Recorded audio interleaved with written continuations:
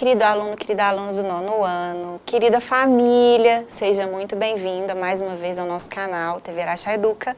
Eu sou a professora de língua portuguesa, professora Nadi, e vou continuar te acompanhando aí durante seus estudos da língua.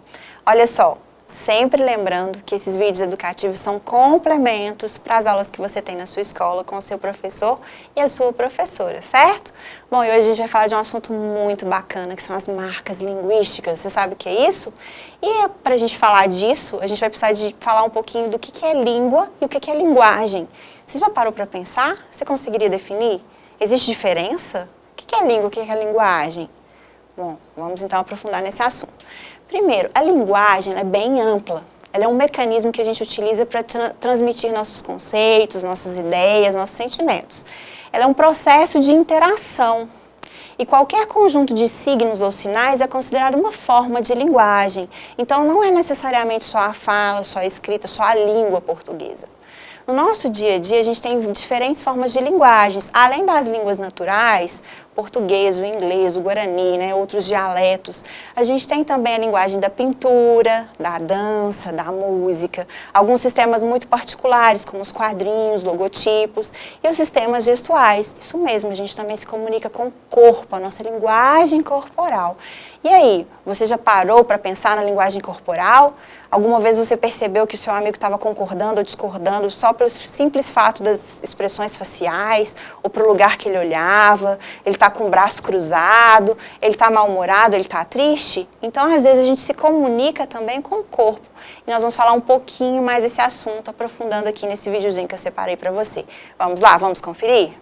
Olá pessoal, vocês estão bem? No encontro de hoje, vamos falar de um assunto que é muito comum em nosso cotidiano e que estamos até fazendo nesse exato momento. Então, para começarmos, você já parou para pensar que a todo momento estamos nos comunicando? E até por isso, existem diversas formas de nos comunicarmos, conversando pessoalmente, escrevendo mensagens, fazendo ligações, videochamadas e muito mais. Se você reparar, todas essas formas de comunicação que eu citei têm algo em comum. Em todas elas, a comunicação é feita através de palavras. Mas será que é possível se comunicar sem usar palavras? Por exemplo, você já reparou que é possível notar se alguém está animado, desanimado, triste e etc., mesmo sem a pessoa ter nos dito isso? Por exemplo, na imagem 1, notamos alguém com os braços para o alto, olhos fechados e um sorriso bem grande no rosto. Desta forma, dizemos então que ela está animada e feliz. Já no segundo exemplo, vemos alguém com a cabeça de lado, os ombros arqueados para baixo, sobrancelha franzida e a boca com os cantos também inclinados para baixo. A partir de todos esses fatores, percebemos que se trata de alguém que está triste. Essa nossa forma de nos comunicarmos sem usar palavras é chamada de linguagem corporal e ocorre espontaneamente a todo momento, mesmo que a gente não perceba. Para entender melhor, vamos observar este grupo de amigos que estão assistindo a algum filme ou série e, a partir de suas linguagens corporais, deduzir o que estão achando. A primeira pessoa desse grupo parece não estar gostando muito. Sabemos disso observando o queixo sobre a mão, a boca fechada e os olhos em outra direção, quase fechados. Dessa forma, é possível notar que ela está entediada. O segundo desse grupo parece estar achando algo bem diferente do filme ou da série. Seus olhos estão bem abertos, sobrancelhas levantadas, a boca aberta, além da mão levada ao rosto. Por tudo isso, comunica que está muito surpreso com o que está assistindo. O último já possui uma outra reação. Em seu rosto há uma expressão de choro, os olhos quase fechados, a boca triste, e vemos até a posição de suas mãos, em que uma segura o óculos e a outra enxuga as lágrimas. Portanto, entendemos que ele está muito emocionado com o que viu. Percebeu como é interessante observar a linguagem corporal e o tanto que ela pode nos dizer? Saber disso é importante, porque, como em toda comunicação, não apenas recebemos essas informações, como também passamos através dessa linguagem. Por isso, também é importante notar a nossa própria postura em determinadas situações. Por exemplo, em apresentações orais, Sejam elas no trabalho ou na escola, a nossa linguagem corporal tem muito a dizer para quem nos assiste. Portanto, observando essa primeira situação, vemos alguém com a cabeça levemente inclinada, olhos confusos, uma das mãos cutucando a parte de baixo da prancheta, demonstrando nervosismo, e por tudo isso, nos é comunicado que quem está apresentando está inseguro, o que vai fazer com que o público que o assiste fique desconfiado e até mesmo desinteressado pelo que ele fala. Por outro lado, neste outro caso, o orador está sorrindo, olhando nos olhos dos ouvintes, com uma postura ereta e com as mãos bem postadas, contribuindo para a apresentação. Dessa forma, comunica para o público que está confiante naquilo que apresenta, enquanto que este, que o assiste, irá prestar mais atenção e confiar mais facilmente nas palavras que ele apresenta. Vale ressaltar que nessas apresentações orais, além da postura e expressões faciais, também é importante se atentar para outros aspectos, como o tom de voz, a velocidade da fala, direção do olhar e etc. Agora que chegamos ao fim, quero fazer um convite. Observe a linguagem corporal de quem está à sua volta e pense sobre os gestos que usam. Por exemplo, se estão com os braços cruzados ou o rosto encostado nas mãos, entre outros. Após essa nossa aula, você com certeza conseguirá ter alguma ideia do que estão comunicando com isso. E aí, muito curioso, não é mesmo? Olha só, você pode começar a usar a linguagem corporal no seu dia a dia. Vamos lá. E eu tenho algumas dicas para te dar depois desse videozinho. Olha só, existem alguns movimentos, né, que a gente faz na nossa linguagem corporal, às vezes até de forma inconsciente, que transmitem, né, tem seus significados. E quando a gente conhece desse assunto e começa a se policiar, a gente garante uma comunicação melhor, mais agradável. Olha só. Quando eu tenho um olhar desfocado, eu demonstro insegurança ou falta de clareza naquilo que eu estou falando. Se eu cruzo os braços ou se eu fico com as mãos grudadas, né, no meu corpo, é um sinal de pouca confiança ou que eu estou desconfortável. Quando eu coloco a mão tocando o queixo, quando eu escondo a minha boca, pode ser que eu não esteja falando a verdade. Ixi, agora complicou um pouquinho, hein? Olha só, autoconfiança. Quando eu olho nos olhos, eu demonstro que eu estou seguro, que eu sei o que eu estou falando, né?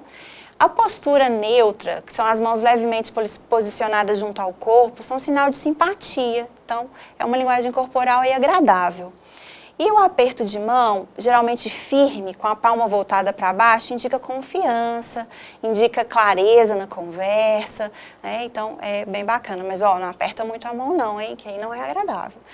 E para a gente falar um pouquinho mais disso, eu tenho 2 dicas de leitura para você. São 2 livros que eu já li e que eles são fantásticos e vão te ajudar na sua vida escolar e em toda a sua vida, não só na escolar. É esse aqui, do Alan e da Bárbara Piaz, que é Desvendando os Segredos da Linguagem Corporal, e O Corpo Fala também, do Will e do Tom Paco. Não sei se é assim que fala. A linguagem silenciosa da comunicação não verbal. Tá? São best-sellers aí, né? Foram vendidos, reeditados, né? Várias vezes e vale a pena a gente ler, a gente conferir, é muito interessante. Mas vamos lá, continuando a aula de hoje. A gente está falando então de linguagem, daqui a pouco a gente vai falar de língua.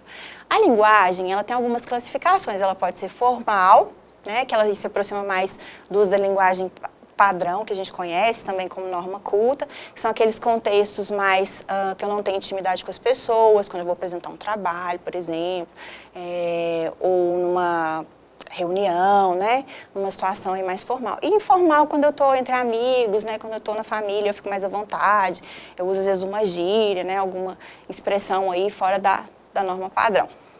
A linguagem ela pode ser verbal e não verbal, como a gente já disse, né? Então, a verbal é quando eu faço uso de palavras. Essas palavras podem ser escritas ou faladas. Então, essa é a linguagem verbal. O diálogo entre 2 pessoas, um livro, uma carta, uma palestra, tudo isso é exemplo de linguagem verbal. A linguagem não verbal é a linguagem que faz a comunicação por outros meios, né? Meio visual principalmente, não através de palavras. Então é aquela que utiliza imagens. Vocês já observaram que alguns quadrinhos eles não têm palavras? Eu tenho uma sequência de imagens e eu consigo entender ali, né, a comunicação. Placas, né? Pensa aí nas placas de trânsito, né? Elas transmitem, elas não têm nada escrito algumas vezes, mas a gente entende o que elas estão querendo dizer.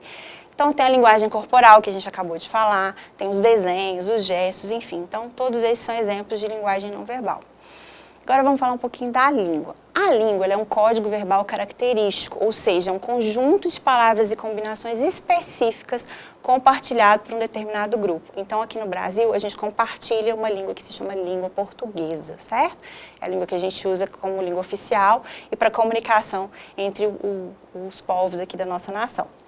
As variações de uma língua, de um idioma, que oscilam social, regional, histórica e culturalmente, são chamadas de variações linguísticas. E esse é um dos temas que a gente vai falar na aula de hoje. Então, olha só, o que são as variações linguísticas? Elas reúnem as variantes da língua que foram criadas pelos homens e são reinventadas a cada dia. Dessas reinvenções surgem as variações que envolvem diversos aspectos históricos, sociais, culturais, geográficos, entre outros. No Brasil é possível encontrar muitas variações linguísticas. Vamos dar uma olhadinha aqui nelas. Primeiro, tem uma variação que ela é histórica. Então, ela vai ocorrer com o desenvolvimento da própria história. Então, o português, se eu pego aí um livro mais antigo, eu vou perceber que existem algumas estruturas ali, algumas palavras que eu não uso mais. Daqui a pouco a gente vai aprofundar nesse assunto. Ela pode ser social também, depende do grupo que eu frequento. Então, no meu grupo de trabalho, eu adoto certas marcas linguísticas, né? Certas variações linguísticas. Na minha casa, na minha família, eu já uso outros termos aí que eu não uso no meu trabalho, por exemplo. Situacional, eu também vou adequar a minha língua, né, as expressões que eu uso, as palavras que eu escolho, de acordo com o público com quem eu estou falando. Então, se é uma pessoa que tem um grau maior de instrução, eu faço determinadas escolhas na hora da minha fala. Se eu estou falando com uma pessoa que tem um grau menor de instrução, então eu vou usar uma linguagem, uma língua menos aprimorada. Se eu vou falar com uma criança, né, eu também faço uso ali de alguns termos bem característicos dela, do mundo dela, do universo dela. Então tem essa adequação aí de acordo com a situação. Certo? E a geográfica, que aí vai depender, né, do lugar. Então, aqui em Minas a gente tem algumas marcas linguísticas do mineiro, o ai, o né, o sou, né, que caracterizam nossa maneira de se expressar, como outras regiões do Brasil também têm as suas marcas. Mas vamos lá, vamos falar agora da variação histórica. Bom, o C, né, ou VC, na internet a gente está abreviando, na verdade ele veio de vossa mercê. Então, historicamente falando, era assim que a gente falava você, lá no início, né, lá nos primórdios aí da língua portuguesa. E olha só, a tendência da língua é ir sempre agrupando, né? A língua está ficando cada vez mais rápida, então a gente precisa de uma velocidade nessa comunicação. Então, vossa mercê virou vós mercê, vassum cê, vancê, você, ocê, cê, e agora só o VC. Então, aquela foi uma variação histórica. Olha só, um exemplo de uma variação social. Olha esse grupo de jovens aqui. Então, fala, rola, é nós, só, demorou. Aqui uma variação situacional. Achamos que você passa tempo demais batendo papo na internet. Então, os pais falando com o garoto, e ele, não é verdade. Colocou até uns emojis ali no final. Ou seja, ele trouxe, né, a língua que ele estava usando ali no contexto da internet, no bate-papo que ele estava participando, para se comunicar com os pais aqui, né, de maneira oral, e aí não funcionou muito bem, né? São situações comunicativas diferentes. Tem também a variação geográfica. Olha só essa conversa entre o gaúcho e o mineiro. Na minha terra só tem macho. Olha, na minha terra é metade macho, metade fêmea, e nós tá achando é bom demais. Bacana, né? Então, aqui vai ter uma variante aqui geográfica, né? Tem a questão aqui, né, do gaúcho, né? Falar sempre essa questão, né, de muito macho. E aqui o mineiro na sua simplicidade aí, né? Entendendo do jeito dele, provocando aqui um humor, a comicidade aí da charge. Bom, importante. Uma língua oferece a seus usuários diferentes formas de realização, isto é, diferentes jeitos de falar e escrever. Segundo a linguística, não existe uma forma melhor, mais certa, ou pior, mais errada, de empregar uma língua. Então, existem formas, de acordo com a situação, que eu vou fazer algumas escolhas linguísticas, e não existe uma que seja melhor ou uma que seja pior. Existem escolhas que são feitas e adequadas de acordo com a região, com a situação, com o público. E a norma padrão ela é apenas uma entre as muitas formas de se usar a língua. Então, são escolhas que eu faço. Então, o ambiente que me exige o uso da norma padrão, o ambiente que eu preciso usar uma linguagem mais formal, eu vou fazer essa escolha, certo? E uma coisa que é muito importante, diga não ao preconceito linguístico. O preconceito ele existe em várias esferas da sociedade, inclusive na língua. Bom, vamos lá. Para a gente praticar e ver se a gente realmente entendeu um pouquinho, que tal a gente jogar? Vamos lá? Bom, vamos lá. Então, o que é adequação linguística? Letra A é quando o falante de uma língua entende que para cada situação de sua vida não há diferentes formas de se comunicar. É quando o falante de uma língua entende que para cada situação de sua vida há diferentes formas de comunicar ou nenhuma das respostas anteriores. Letra B, né? Vamos lá, mais uma. Qual é o Código Verbal do Brasil? Fácil essa, hein? Língua portuguesa. O que é linguagem coloquial? Letra A, é o registro informal da fala de uma sociedade. É o registro formal da fala de uma sociedade ou nenhuma das respostas anteriores. Coloquial quer dizer informal. O que é norma padrão? É o registro que está vinculado a uma língua modelo. É o registro informal da fala de uma sociedade ou nenhuma. A gente sabe que é a língua modelo. Há a forma correta e errada de falar? Sim, pois só existe uma forma de se comunicar. Não, pois o importante é que a pessoa seja compreendida. C, na verdade o que há é a adequação de cada situação de fala. Muito bom. Letra C. O que é necessário levar em conta na hora da comunicação? O contexto e o interlocutor, a situação e o veículo de comunicação, todas as respostas anteriores, para eu poder fazer uma comunicação de maneira adequada. Qual é a variedade linguística que registra a mudança de língua ao longo do tempo? Variação social, geográfica, história, situacional. Ao longo do tempo, é a histórica. Qual é a variedade linguística que registra a mudança da língua de acordo com a região? Social, geográfica, histórica ou situacional? Vamos lá, com a região geográfica. Qual é a variedade linguística que registra a diferença de fala entre os grupos distintos? Então, distintos grupos.